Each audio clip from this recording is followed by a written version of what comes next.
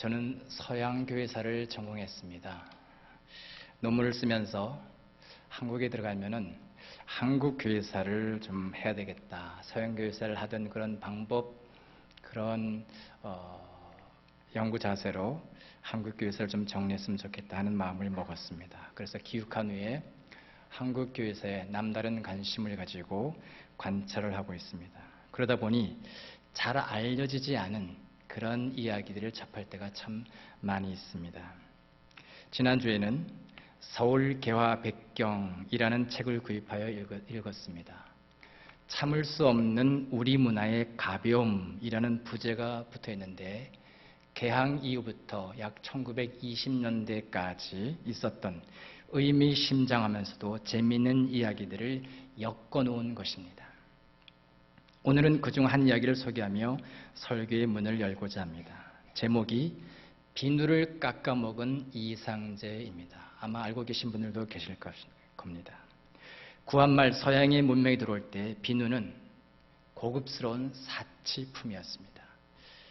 한 대감이 서양 선교사로부터 비누 한 상자를 선물로 받았습니다. 인심도 좀 쓸 겸 자랑도 할 겸 문객들을 모아 때가 잘 씻긴다고 설명하며 하나씩 나누어 주었습니다. 비누를 받아든 문객들은 물을 떠다 세수를 하는 둥 한바탕 북새통을 떨었습니다. 문객 중에 월남 이상제 선생이 있었습니다. 비누를 물끄러미 바라보던 그는 칼을 꺼내 비누를 깎아서 먹기 시작했습니다. 대감이 놀라서 말했습니다.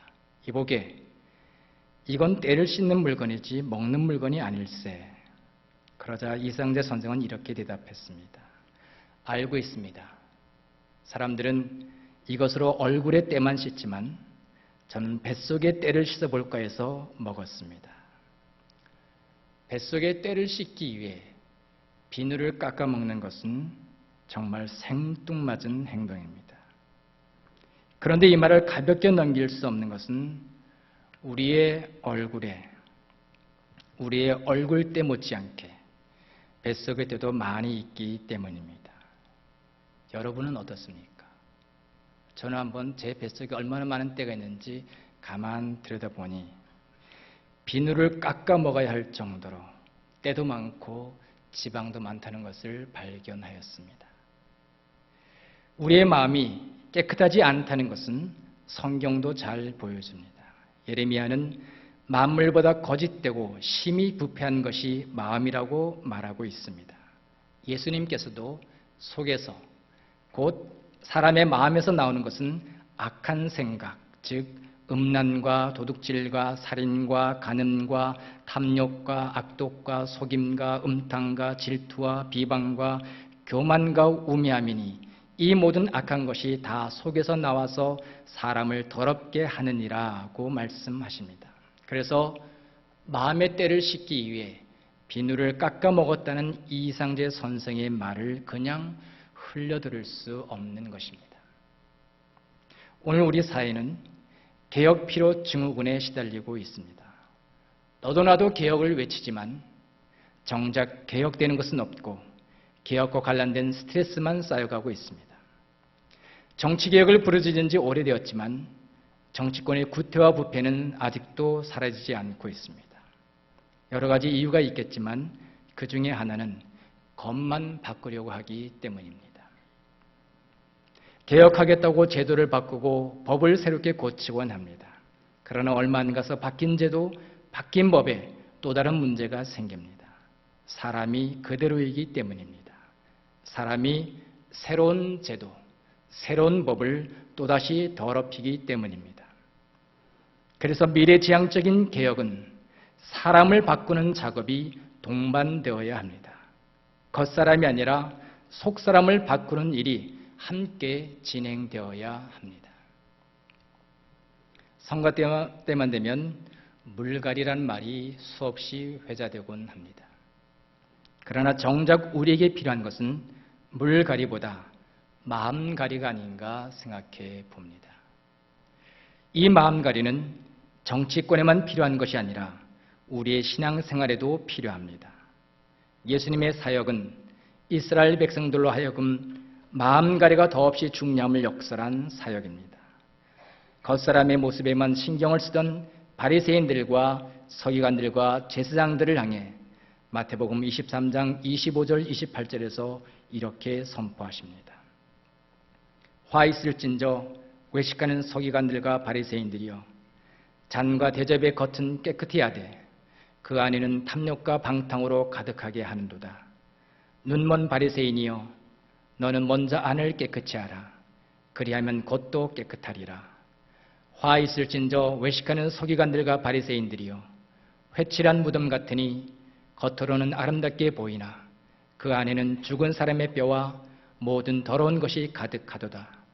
이와 같이 너희도 겉으로는 사람에게 옳게 보이되 안으로는 외식과 불법이 가득하도다. 마음을 꿰뚫어 보시는 예수님께서는 마음이 깨끗한 자, 마음이 청결한 자가 복이 있다고 말씀하십니다. 그래서 속은 더러운 것으로 가득 차 있으면서도 겉만 번지르르하게 보이게 하는 사람들의 문제점을 지적하시는 것입니다.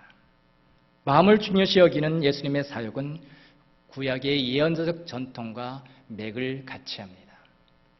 예레미야 선지자는 오늘 본문에서 우리의 관심을 마음에 두어야 함을 역설하고 있습니다.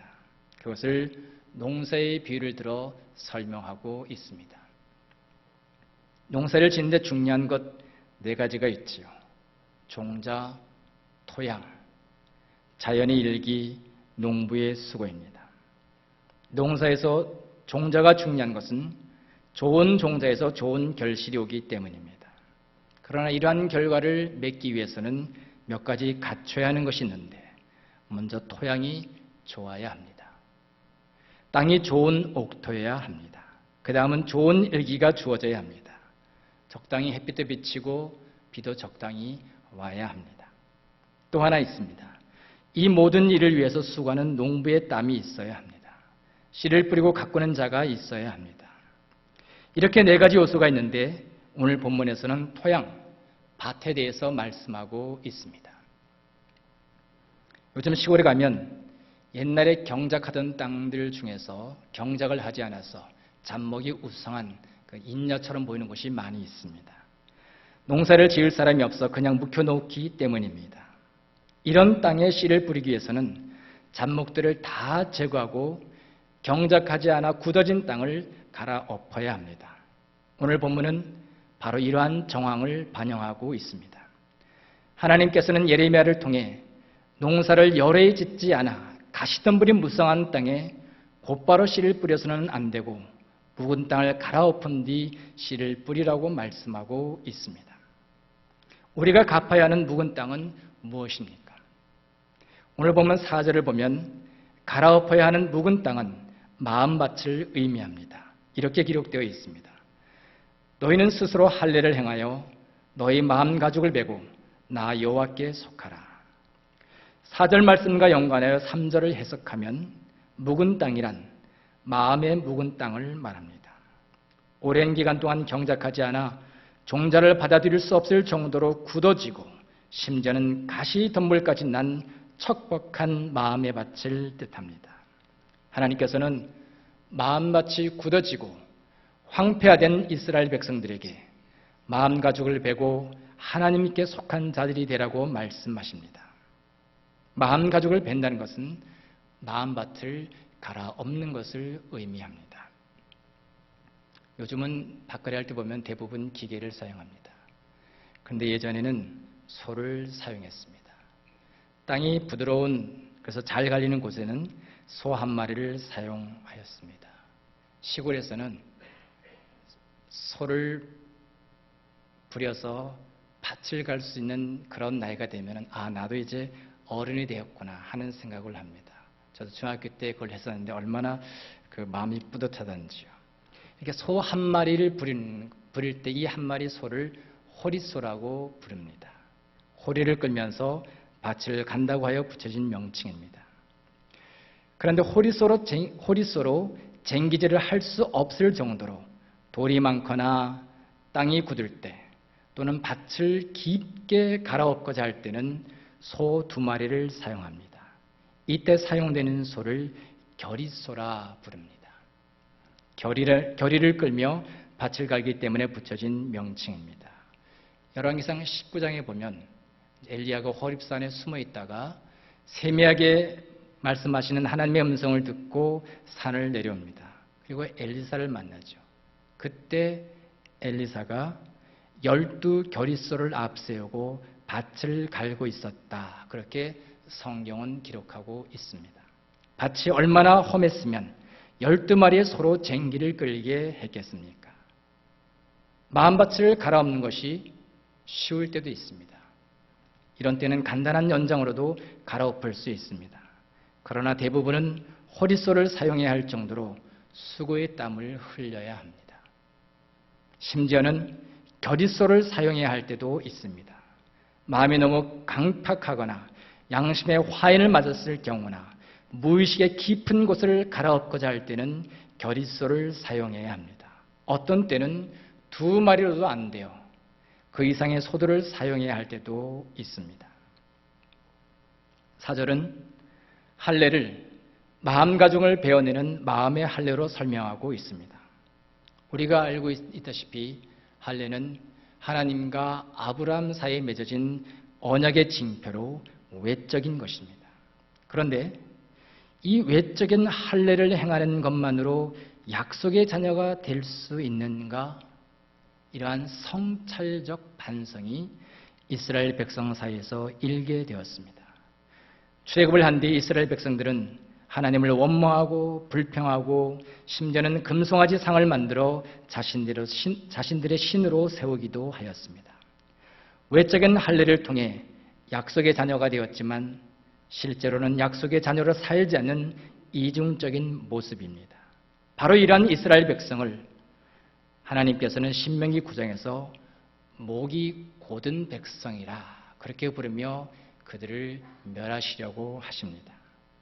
모세의 간청에 의해 하나님께서 분노를 거두신 뒤 10장 16절에서 이렇게 말씀하십니다. 너희는 마음의 할례를 행하고 다시는 목을 곧게 하지 말라.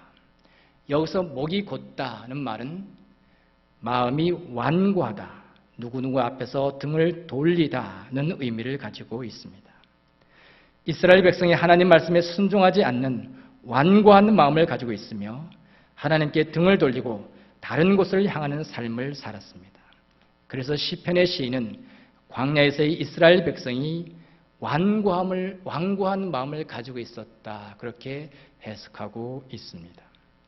이스라엘 백성이 되풀이하여 하나님을 거역하고 순종하지 않았던 것은 그들의 마음이 하나님의 말씀에 부러질 수 없을 정도로 굳어 있었기 때문입니다. 비극으로 치달을 수 있는 목이 곧은 상태, 마음이 굳은 상태에서 벗어나기 위해 하나님께서는 모세를 통해 마음의 할례를 받으라고 말씀하시는 것입니다. 신약에서도 외적인 할례만으로는 안 되고 굳은 마음이 할례를 받아야 한다는 신명기적이며 예언자적 전통은 계속됩니다. 스데반 집사도 광야에서의 조상들처럼 이스라엘 백성이 마음이 완고하기 때문에 예수가 그리스도임을 알지 못한다고 설교합니다. 또한 사도 바울은 로마서 2장 28절 29절에서 이렇게 선언합니다. 새 번역입니다. 겉모양으로 유대 사람이라고 해서 유대 사람이 아니요 겉모양으로 살갗에 할례를 받았다고 해서 할례가 아닙니다.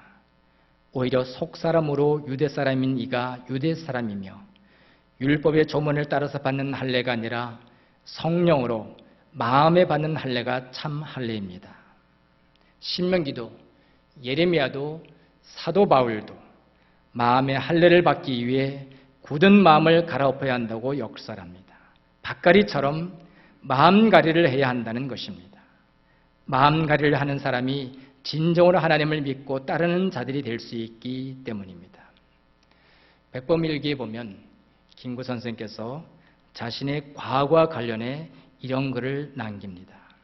그가 서민 출신이었기 때문에 내가 과거 시험에 급제를 해서 출세해야 되겠다 이렇게 마음을 먹고 열심히 공부를 합니다.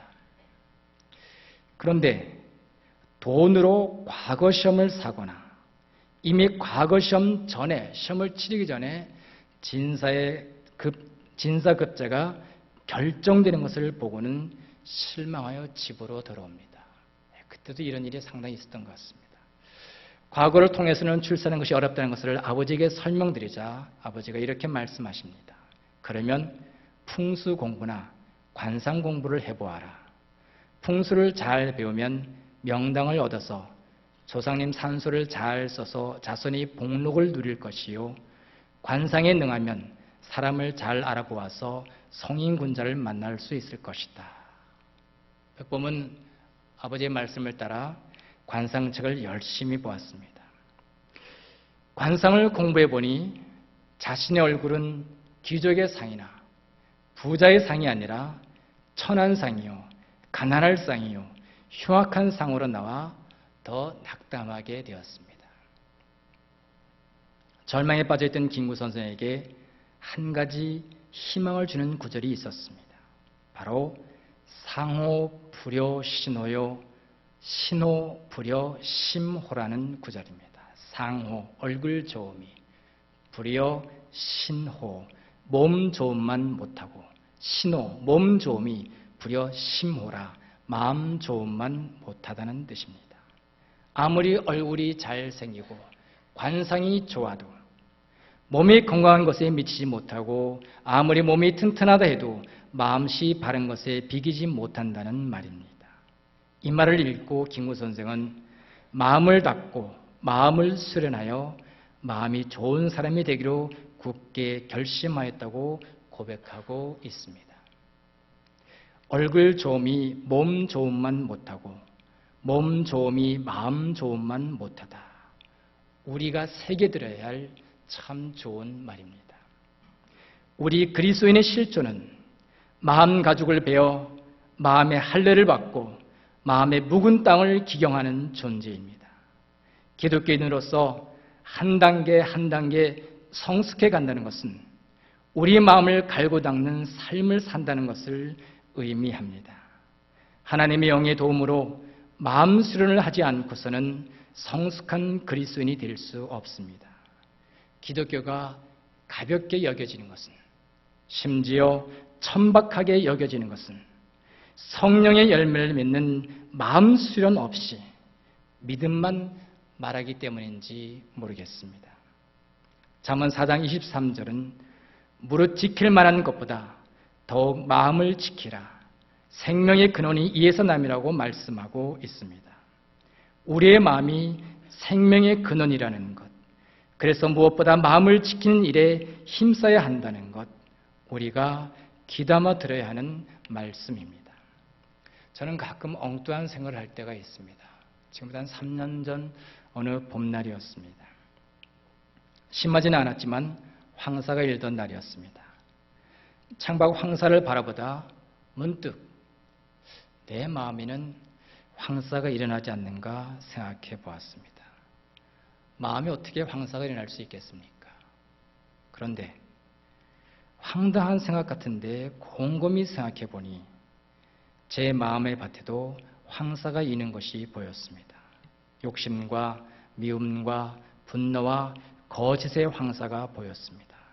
얼굴을 찌푸리게 만들고 숨을 제대로 쉴 수 없게 만드는 황사가 제 마음의 창을 가리고 있는 것을 보았습니다. 다른 한편으로 저는 제 마음이 점점 더 사막화되어 가고 있지는 않은지 돌아보았습니다. 마음이 사막이 되어 황사의 진원지가 되고 있지는 않은지 생각해 보았습니다. 순간 내 마음에서 다른 사람의 기분을 나쁘게 하는 오염된 황사가 발생하는 것을 보았습니다. 다른 사람의 마음을 아프게 하는 비수 같은 황사가 일어나는 것을 보았습니다. 다른 사람들에게 분노를 자아내게 하고, 다른 사람들을 절망의 구렁텅이로 빠뜨리게 하고, 다른 사람으로부터 삶의 기쁨을 빼앗는 더러운 황사가 일어나는 것을 보았습니다.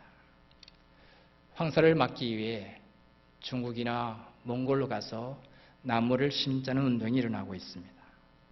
저는 나무를 심어야 하는 곳은 중국과 몽골의 사막뿐만이 아니라 바로 내 마음에도 심어야 한다는 것을 깨닫게 되었습니다. 그리고는 마음에 울창한 나무를 심어 황사의 진원지가 아니라 새들이 깃들어 쉴 수 있는 생명의 근원으로 가꿔야겠다는 다짐을 한 적이 있습니다.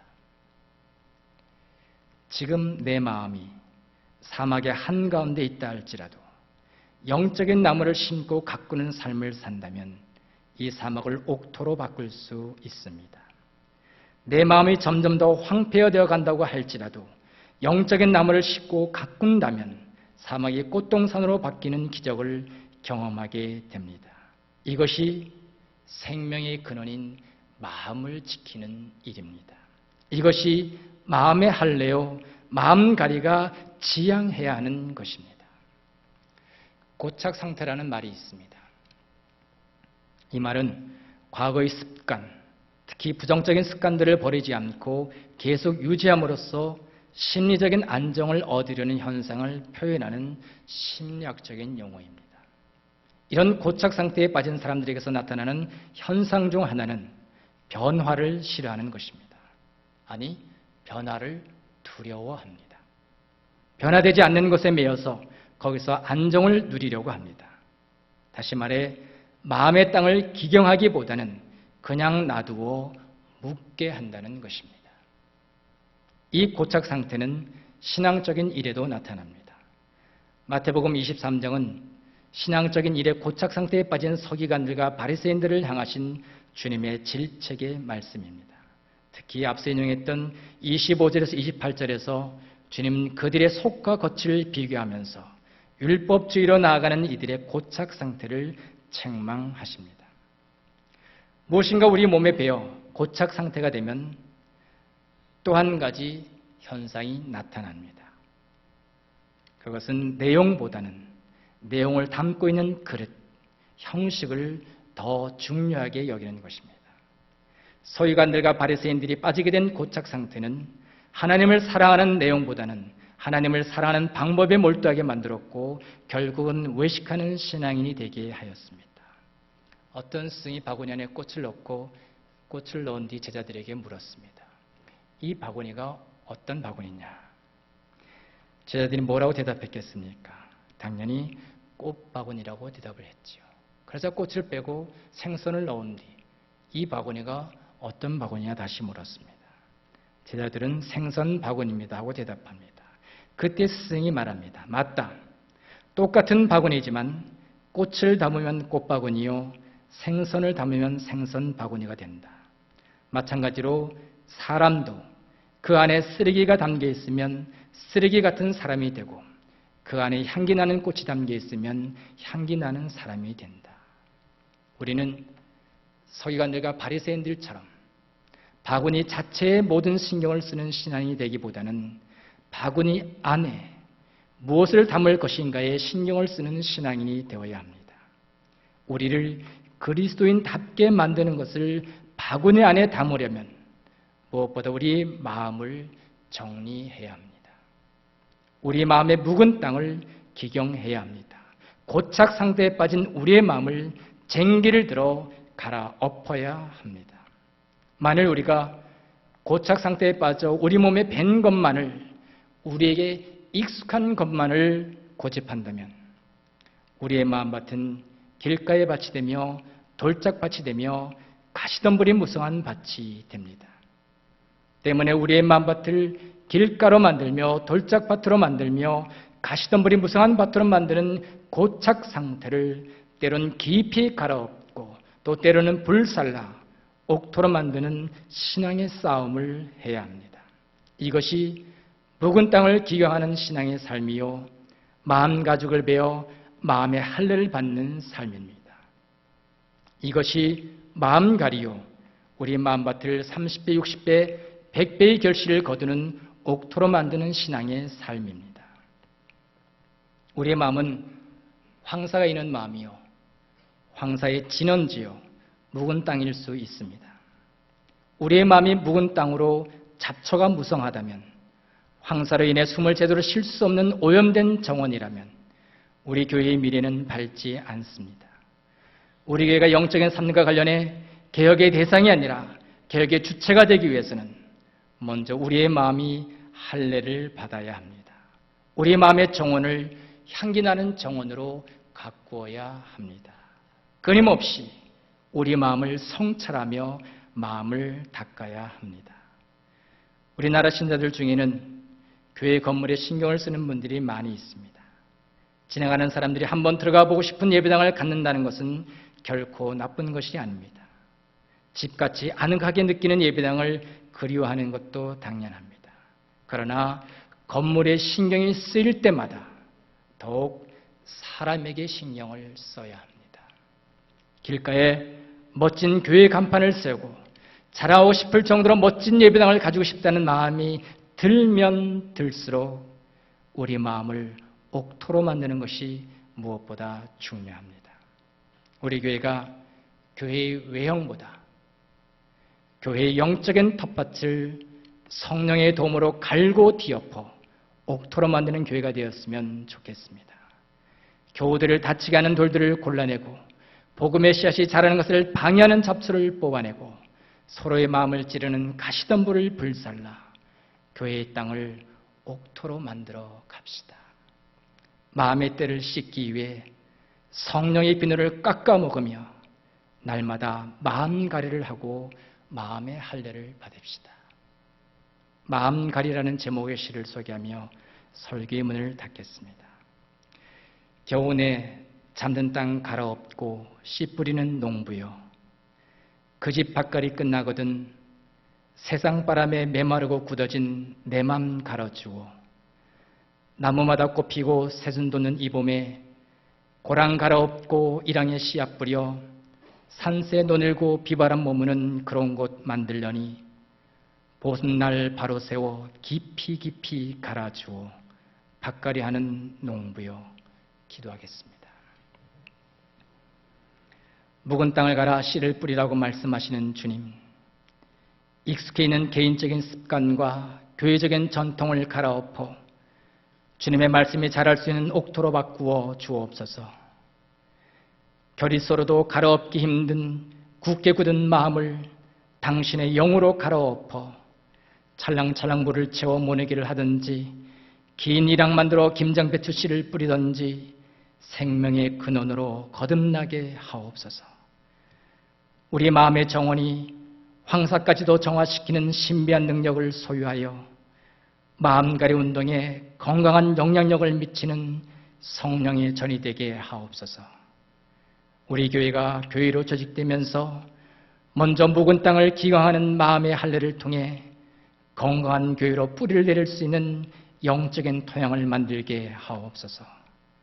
마음의 성령 수술을 통해 버려야 할 것을 버리게 하시고 받아들여야 할 것을 받아들이게 하셔서 새 하늘과 새 땅을 이루는 공동체로 거듭나게 하옵소서. 예수님의 이름으로 기도드립니다. 아멘.